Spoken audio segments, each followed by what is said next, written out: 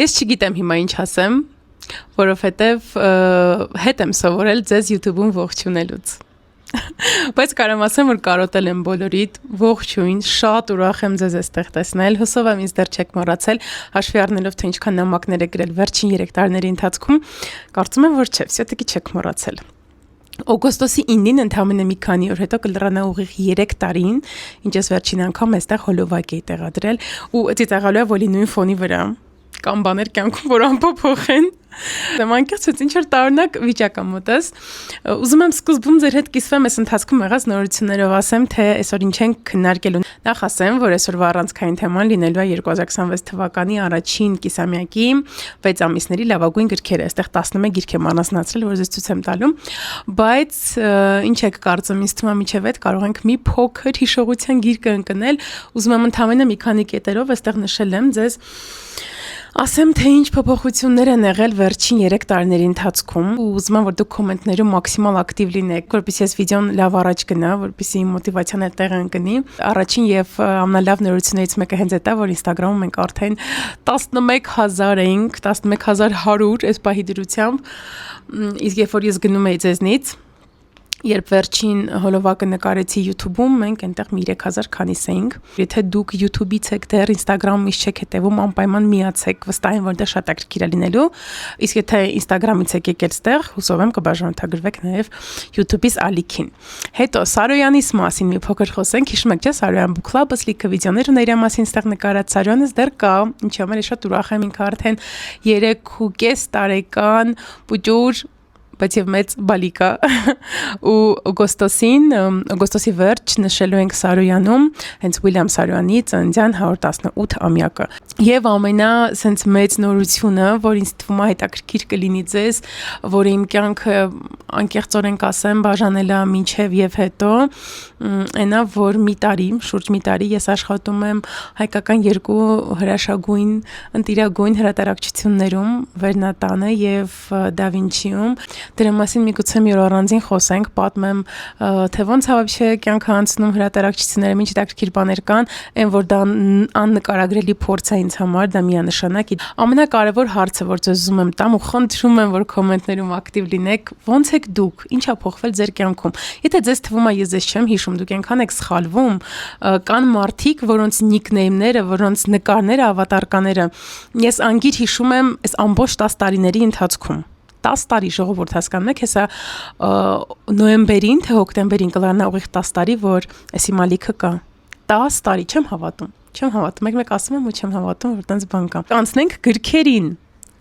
Собственно, ինչի համար հավաքվել ենք։ Կարդացել եմ 40-ից ավել գիրք, առանձնացրել եմ 11-ը, որոնց մասին ուզում եմ ձեզ պատմեմ։ Սկրին եք անում հերթով, չնայած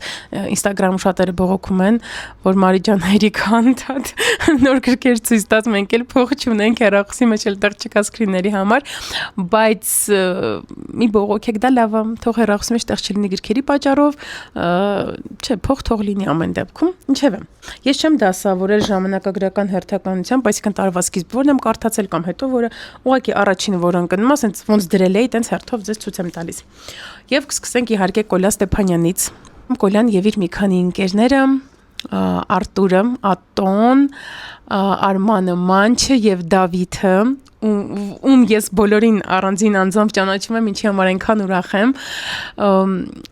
44 օրյա պատերազմի ժամանակ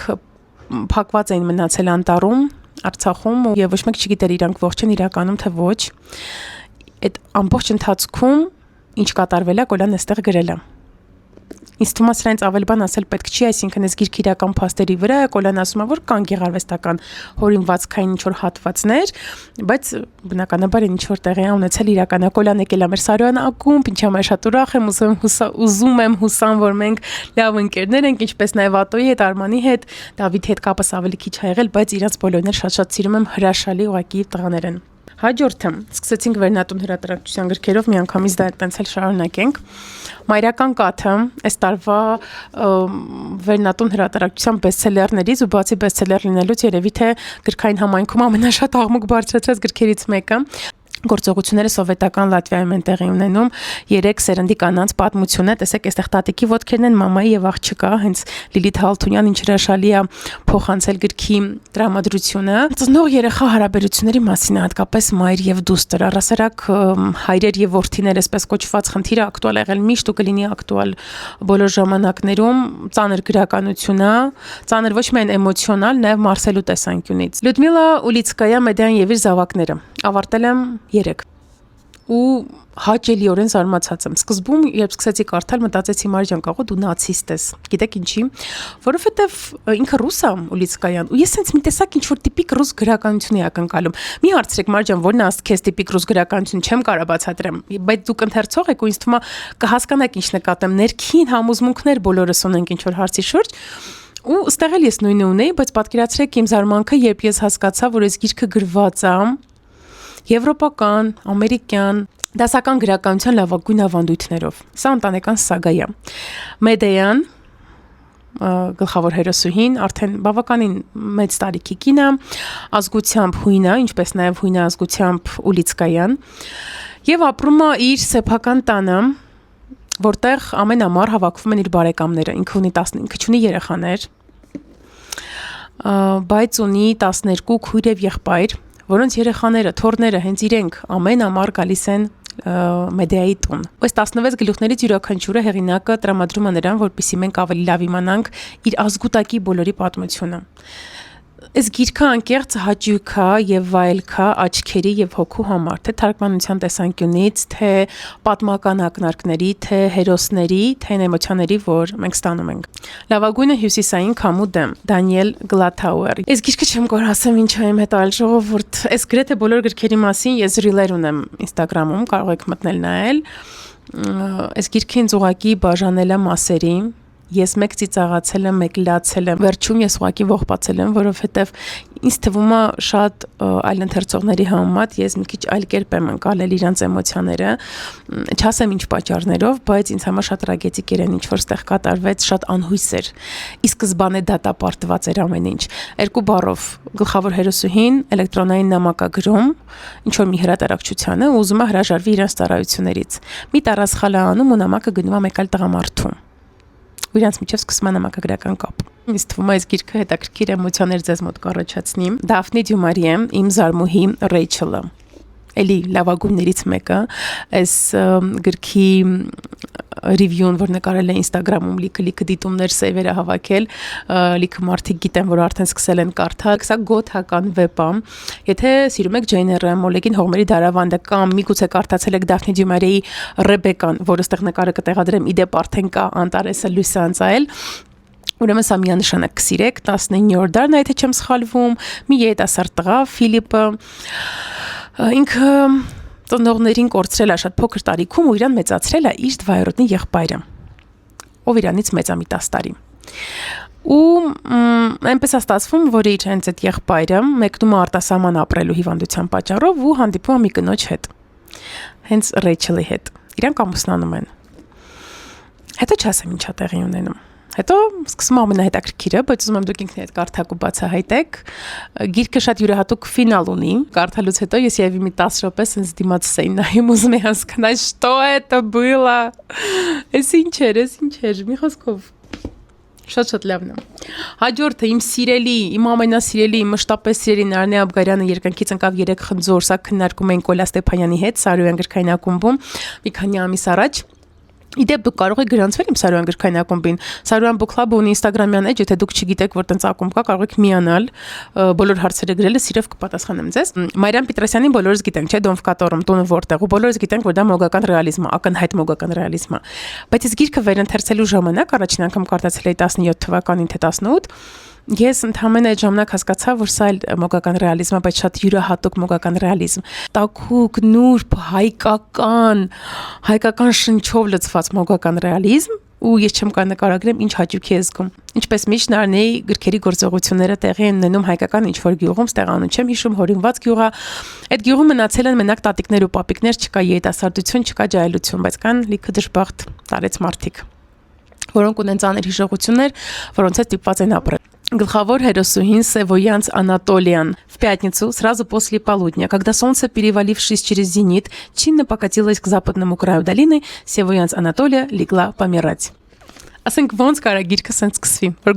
գլխավոր հերոսին պրոստը պարկել է, որ մեռնի։ Իսկ թե ինչի է պարկել մեռնի, ինչի է իրան թվում, որ ինքը մեռնում է, կկարդաք կիմանաք, գժվում եմ Նարնե Աբգարյանի համար, չկա, ինքը ֆենոմեն է։ Իրավու Մարիամի մասին մի հատ նոր վիդեո եմ նկարելու, շատ շուտով ոնց որ սպասեք, հաջորդ ամենաունիկալ բացահայտում է տարվա, որ ինձ թվում է հայկական գրքային հարթակ ես եմ հենց մտցնելու, որովհետև դեռ ես հավաքում եմ մտքերս իր մասին, Տարա Վեստովերնը, Ուչինիցը։ Չգիտեմ ինչ ասեմ այս գրքի մասին։ Ես գտնում եմ, որ նման գրքերը ակտուալ են միշտ, ինչի, որովհետև ստեղ արծացվում են հավերժ թեմաները, ընտանեկան բռնություն, կրթության թեմաներ, կայացման ճանապարհ եւ կրոնական հարցեր։ Գլխավոր հերոսուհին մեծանում է մարմոնների ընտանիքում։ Սա իրական պատմություն է, Տարա Վեստովերը անցել է այն ամենի միջով, ինչ այստեղ ինքը նկարագրում է, սա լրիվ իրական պատմություն է, լրիվ։ Ու ինքը ոնց է կարողացել վերջապես ազատվի այն ամեն ինչից, ինչ իրան շրջապատել է դեռ փոքր տարիքից։ Այն դժոխքից։ Բայց տեղեր կային, որ ես այնքան վախեցած էի, երբ գիտակցում էի, որ սա իրական է։ Մի խոսքով։ Ֆրանչեսկա Ջանոնե, Պաչտալյոնշա։ Գիրքը վերջերս հայերեն թարգմանվել է, այնպես որ եթե ռուսերեն չեք կարդում, ունեք հայերեն կարդալու հնարավորություն, չափին չեք խաբվում, ծավալին չեք խաբվում, ինքը ուղղակի sense թռնում է։ Ես շատ եմ սիրում ֆեմինիստական լավ գրականություն, բայց այն ճիշտ ու լավ ֆեմինիզմի մասին, այն ֆեմինիզմի, որը ի սկզբանե էր, ոչ թե նրա, որ հիմա վերածվել է տղամարդատիատու շատ հաճախ, դա ըստ իս ֆեմինիզմ չի ընդհանրապես, երբեմն մոռանում ենք ինչա ֆեմինիզմը իրական նշանակում էլի, իդեպ հիմնված է իրական փաստի վրա, իր տատիկի կարծեմ թե ապու տատի չեմ հիշում, պատմությունն է, մի կնոջ մասին, ով Իտալիայի հյուսիսից հարավն է տեղափոխվում ու իր կյանքը փոխվում է դրանից հետո, բայց նաև փոխվում է այդ քաղաքի կյանքը, որովհետև նմանատիպ յուրահատուկ մարդիկ, եթե հայտնվում են ինչ-որ շրջապատում, չեն կարող իրենց հետ չբերեն մեծ փոփոխություններ։ Այսպես ասեմ, ինքը առաջին կինն է լինում, որ սկսում է աշխատել փոստում։ Գիրքը շատ բազմաշերտ է, բացի գլխավոր հերոսներից ունի նաև շատ հետաքրքիր երկրորդական հերոսների շերտ, որոնց հետևելը նույնպես շատ հավես է։ Հայերեն թարգմանության մեջ ինչ իմ դուրը չի գալիս, որ թարգմանել եմ փոստատարը։ Ես դրա հետ խիստ համաձայն չեմ, որովհետև նույնիսկ իտալերենում ինքը իգական սերով է, ես չգիտեմ ոնց է ճիշտ գրվում, ստեղ նկար կփորձեմ թողնեմ։ Ստեղ շատ կարևոր է, քանի որ դա է հենց առանցքային կետը։ Ինքը ուղղակի փոստատար չէր, ինքը փոստատարուհի էր։ Այն ժամանակ, երբ միայն փոստատարներ կային, հետևաբար չէր կարելի ուհի վերջավորությունը հայերենում բաց թողնել, բայց ինչևէ, ունենք այն ինչ ունենք։ Հաջորդել մի գիրք, որը Սարոյան գրքային ակումբի շրջանակում ենք քննարկել Սյունե Սևադայի հետ, Ստիվեն Կինգի Զիլոնե միլիոն կանաչ մողոնը գիրքը էլի կա հայերեն, նկարը ստեղ կթողնեմ։ Սա Ստիվեն Կինգի ամենա յուրահատուկ գրքերից է, դե գիտեք, Կինգը շատ ժանրեր ունի, ֆանտաստիկա ունի, միստիկա, ֆանտաստիկա վերցնենք մեկի տակ, ունի դետեկտիվ թրիլերներ, ունի սարսափ, սա